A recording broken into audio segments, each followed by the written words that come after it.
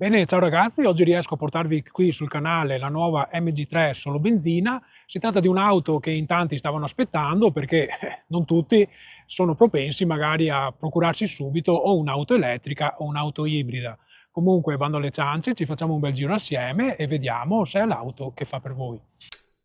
Allora, esteticamente ragazzi non cambia niente rispetto alla versione full hybrid. Abbiamo gli stessi colori, la stessa gommatura e anche gli stessi allestimenti. Manca però l'allestimento luxury e anche a livello di equipaggiamento comunque cambia qualcosa, perché i due allestimenti comfort non coincidono. Ad esempio qui abbiamo i fari anteriori a LED che sulla versione full hybrid non ci sono, ma anche delle mancanze, perché al posteriore non ci sono più i freni a disco, ma hanno messo soltanto dei freni a tamburo. La gommatura resta una Kumho 4 stagioni, non sono magari le migliori in circolazione, però io che le uso da mesi mi trovo abbastanza bene. Degne di nota sono anche le dimensioni di questa MG3, perché è lunga 4,11 m, quindi una del segmento B più grande in assoluto. Praticamente ci troviamo di fronte alle dimensioni di una Golf 4, quindi il segmento B sono cresciute parecchio, sono uguali al segmento C di qualche anno fa. Guardiamo anche il bagagliaio, ormai che ci siamo, e vediamo se è cambiato qualcosa. Dal punto di vista della capienza è rimasto uguale perché siamo sempre a 293 litri, poi vi metto comunque il numero di litri giusto qui a video, però adesso su tutte le MG3 abbiamo il sedile posteriore frazionabile che va a aumentare tanto la versatilità del bagagliaio. Qui sotto abbiamo anche un ruotino di scorta che, ragazzi, questo sì, è veramente raro da trovare ultimamente, però secondo me fa un po' pandan con tutta la filosofia della macchina, cioè quella di essere un'auto concreta che non ti mette di fronte a tante complicazioni. Bene, ora andiamo a ispezionare la parte posteriore della macchina e vediamo le novità e le mancanze. Allora, come sempre, il sedile è regolato sulla mia altezza, io sono 1,85 m, mi metto comodo, e come vedete spazio per le gambe ne ho a sufficienza e anche a livello di cielo, dai, tutto sommato ci si sta senza problemi. Sulle versioni standard e comfort abbiamo i sedili in tessuto, sono sedili secondo me di qualità media, ben profilati e molto comodi. Io li sto usando da mesi e sono ancora perfetti. Faccio un attimo invece una critica al tunnel di questa versione benzina perché a mio parere è stato eccessivamente semplificato. Prima quando ero sulla provinciale ho sentito tanto la mancanza di un poggiabraccio. Lo svuotatasche comunque sicuramente diventerà utile ed è rimasta una presa di ricarica USB al posteriore. Vi consiglio di mettere magari un punto luce, perché purtroppo continuano a essere non presenti le plafoniere, quindi insomma la sera seduti qui dietro farà abbastanza buio. Se andiamo invece a vedere le finiture dei pannelli porta, andiamo un po' verso il basso, perché abbiamo plastiche rigide un po' ovunque e soltanto dove andiamo ad appoggiare il braccio troviamo un rivestimento in tessuto che sicuramente ci farà stare più comodi. Pregi e difetti delle plastiche rigide sono durabilità nel tempo, perché non diventeranno mai appiccicose, però state attenti perché si graffiano velocemente. Se andiamo a vedere il pannello anteriore è quasi uguale, però questo non è più plastica, questa mezzaluna, ma è in tessuto vinilico ecopelle. Quindi insomma un tessuto che anche al tocco è un po' più bello da sentire. Ora comunque ci spostiamo davanti perché ci sono parecchie novità. Bene, il sedile si regola solo manualmente, però si può regolare anche in altezza e adesso il volante si può regolare invece anche in profondità, una cosa che sicuramente vi aiuterà a trovare una posizione più comoda. Una critica invece alle cinture di sicurezza che sono ancora fisse. Qual è il discorso? Le persone più basse potrebbero trovare scomodo mettere questa cintura, mentre invece al posto di guida, in caso si va ad alzare il sedile e non ci sono problemi. Diamo comunque un'occhiata al tunnel, che è la parte che più differisce rispetto alla versione full hybrid. Come ho detto non c'è più il poggiabraccio, rimangono questi utili portabibite. Un'altra cosa abbastanza evidente è che qui abbiamo un freno di stazionamento manuale. Per alcuni potrebbe essere un difetto, ma a mio parere qualsiasi elemento della macchina che funziona anche a batteria scarica è un'ottima cosa. Il tunnel è stato anche leggermente abbassato e ci ha permesso di guadagnare questa mensola che io uso per appoggiare lo smartphone. Qui abbiamo l'ingresso USB per Apple CarPlay Android Auto, che in questo caso è cablato, una presa Type-C che fa sempre comodo e qui a livello dello specchietto la solita e utile USB di tipo A se volete aggiungere una dashcam. Per quanto riguarda pulsanti e leve, qui ci troviamo la pulsantiera per i vetri elettrici, che purtroppo non è retroilluminata. Solo il pulsante del guidatore ha un LED per individuarlo subito al buio. Questo secondo me è un difetto da mettere in evidenza. Qui abbiamo la regolazione degli specchietti perché sono sbrinabili e riplegabili automaticamente, la regolazione automatica dei fari e il pulsante per disattivare lo start e stop. Qui abbiamo invece una serie di pulsanti a pianoforte dove possiamo avere delle scorciatoie rapide. Qui si va direttamente alla climatizzazione, qui si può andare a spegnerla senza dover passare dal display. Qui abbiamo la regolazione del volume utile per il vostro passeggero, qui il pulsante per tornare direttamente alla home e qui i due tasti per sbrinare velocemente sia l'1.8 che parabrezza. Qui abbiamo il pulsante per le 4 frecce in posizione centrale scelta saggia e qui un pulsante per bloccare o sbloccare le portiere. Diamo anche un'occhiata ai due display che ci troviamo qui davanti. Questo è un infotainment da più di 10 pollici, mentre invece questo è un driver display da circa 7 pollici. Allora, si tratta a mio parere di due buoni pannelli che non sempre troviamo su questo tipo di veicoli, perché a parità di prezzo ci sono delle concorrenti che addirittura vanno a eliminare totalmente l'infotainment e dovete utilizzare il vostro smartphone per avere le funzioni multimediali. Qui abbiamo anche il volante che è mutuato da tutte le ultime MG, che come vedete ci sono due rastrellieri di comandi al volante.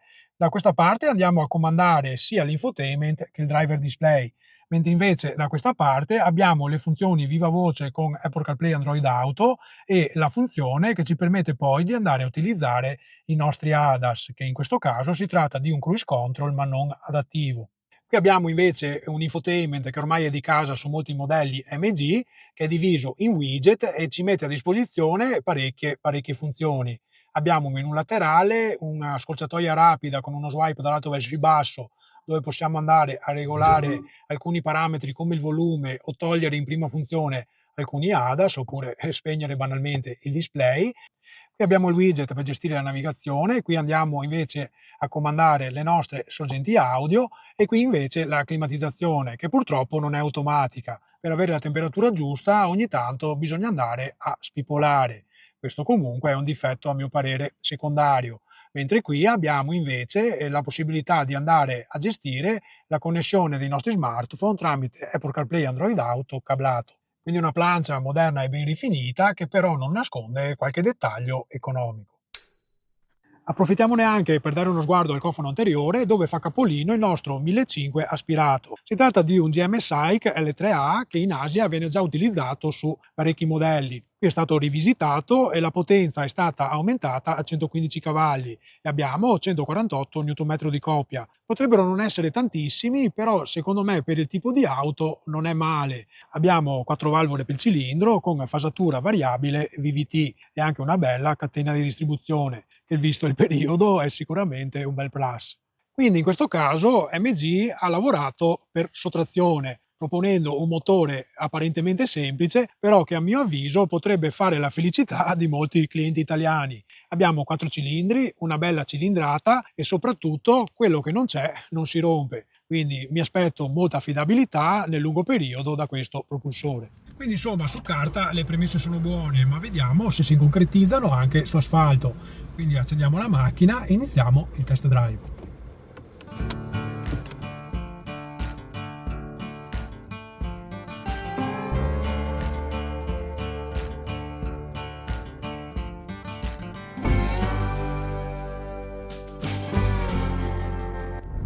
Bene ragazzi, eccoci a bordo della MG3 1500 benzina. Abbiamo un bel cambio manuale a 5 marce, finalmente abbiamo uno stacco di frizione all'europea, non mi sembra avere rapportature eccessivamente lunghe e questo a mio parere è un pregio perché tende a aumentare la reattività.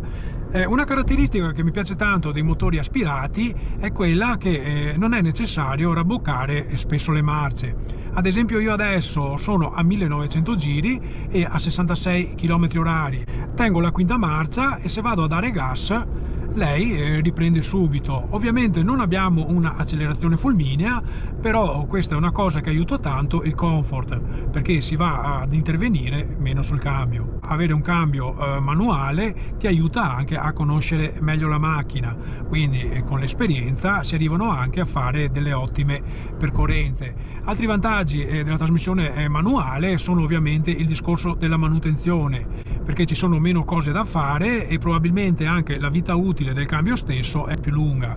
Un'altra cosa che non è da trascurare: se date questa macchina in mano a uno che guida da poco, farsi le ossa col cambio manuale a mio parere è sempre la cosa giusta. A livello di prestazioni, ragazzi, non aspettatevi assolutamente un'auto sportiva, però per muoversi dal punto A al punto B qui non avete nessun problema. Diamo anche un'occhiata ai consumi, non so se riesco a mostrarveli.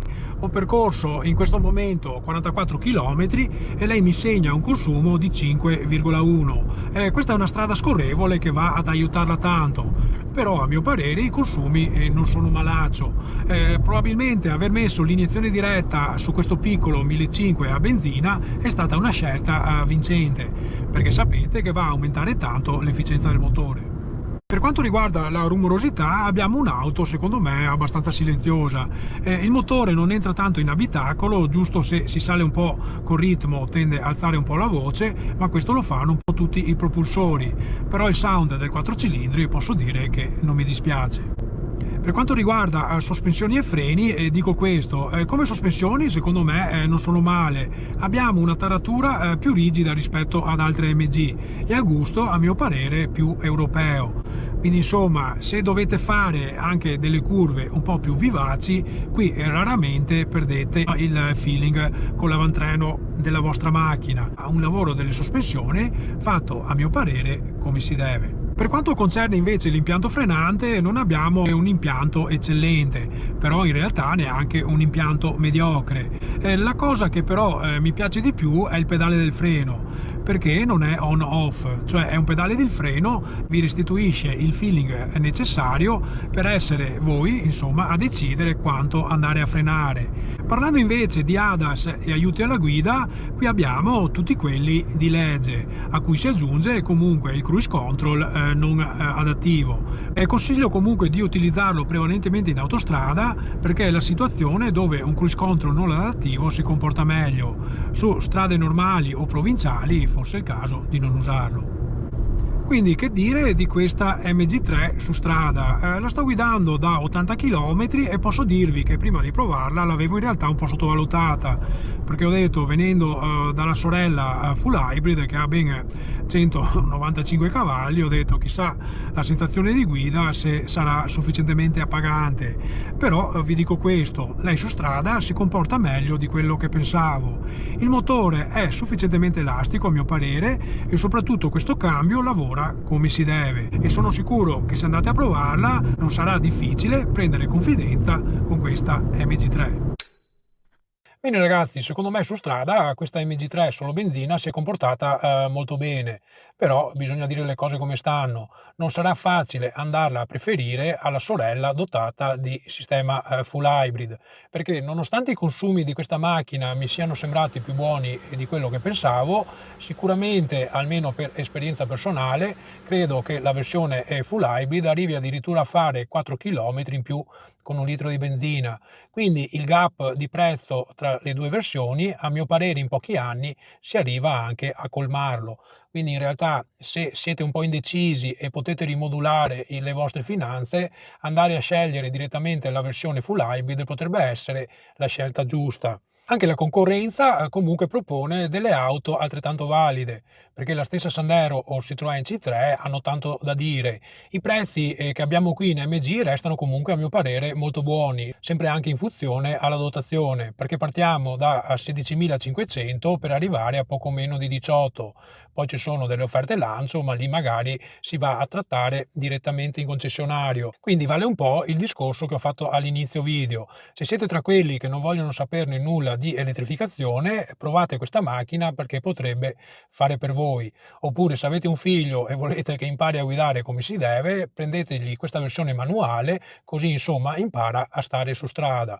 Comunque dai, per questo video è tutto. tutto, grazie per averlo visto fino alla fine. Se volete lasciate un commento e mettete un like, così aiutate il mio canale. Per il resto vi saluto e vi do appuntamento al prossimo contenuto. Ciao ragazzi.